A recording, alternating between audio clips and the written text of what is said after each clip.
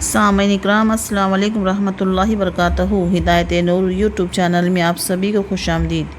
سورہ بقرہ کی آیت نمبر 91 سے لے کر 110 آیتوں کا ترجمہ۔ اور جب ان سے کہا جاتا ہے کہ اللہ نے جو کلام اتارا ہے اس پر ایمان لے آؤ، تو وہ کہتے ہیں کہ ہم تو صرف اسی کلام پر ایمان رکھیں گے جو ہم پر نازل کیا گیا، یعنی تورات، اور وہ اس کے سوا دوسری آسمانی کتابوں کا انکار کرتے ہیں، حالانکہ وہ بھی حق ہے، اور جو کتاب ان کے پاس ہے وہ اس کی تصدیق بھی کرتی ہے۔ اے پیغمبر، تم ان سے کہو کہ اگر تم واقعی تورات پر ایمان رکھتے تھے تو اللہ کے نبیوں کو پہلے زمانے میں کیوں قتل کرتے رہے؟ اور خود موسیٰ تمہارے پاس روشن نشانیاں لے کر آئے، پھر تم نے ان کے پیٹھ پیچھے یہ ستم ڈھایا کہ گائے کے بچڑے کو معبود بنا لیا۔ اور وہ وقت یاد کرو جب ہم نے تم سے عہد لیا اور تمہارے اوپر طور کو بلند کر دیا، اور یہ کہا کہ جو کچھ ہم نے تم کو دیا ہے اس کو مضبوطی سے تھامو، اور جو کچھ کہا جائے اسے ہوش سے سنو۔ کہنے لگے کہ ہم نے پہلے بھی سن لیا تھا مگر عمل نہیں کیا تھا، اب بھی ایسا ہی کریں گے۔ اور دراصل ان کے کفر کی نحوست سے ان کے دلوں میں بچھڑا بسا ہوا تھا۔ آپ ان سے کہیے کہ اگر تم مومن ہو تو کتنی بری ہے وہ باتیں جو تمہارا ایمان تمہیں تلقین کر رہا ہے۔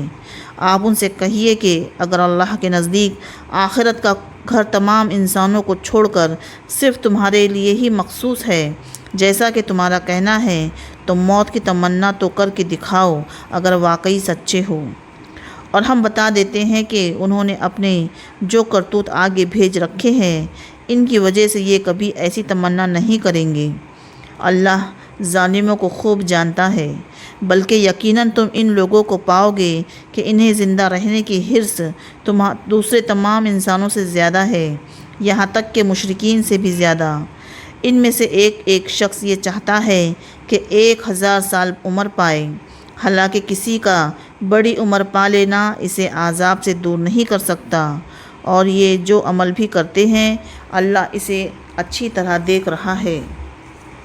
اے پیغمبر، کہہ دو کہ اگر کوئی شخص جبرائیل کا دشمن ہے تو ہوا کرے، انہوں نے تو یہ کلام اللہ کی اجازت سے تمہارے دل پر اتارا ہے، جو اپنے سے پہلے کی کتابوں کی تصدیق کر رہا ہے، اور ایمان والوں کے لیے مجسم ہدایت اور خوشخبری ہے۔ اگر کوئی شخص اللہ کا، اس کے فرشتوں اور رسولوں کا اور جبرائیل اور میکائیل کا دشمن ہے تو وہ سن رکھے کہ اللہ کافروں کا دشمن ہے، اور بے شک ہم نے آپ پر ایسی آیتیں اتاری ہیں جو حق کو آشکار کرنے والی ہے۔ ان کا انکار وہی لوگ کرتے ہیں جو نافرمان ہیں۔ یہ آخر کیا معاملہ ہے کہ ان لوگوں نے جب کوئی عہد کیا ان کے ایک گروہ نے اسے ہمیشہ توڑ پھینکا، بلکہ ان میں سے اکثر لوگ ایمان لاتے ہی نہیں۔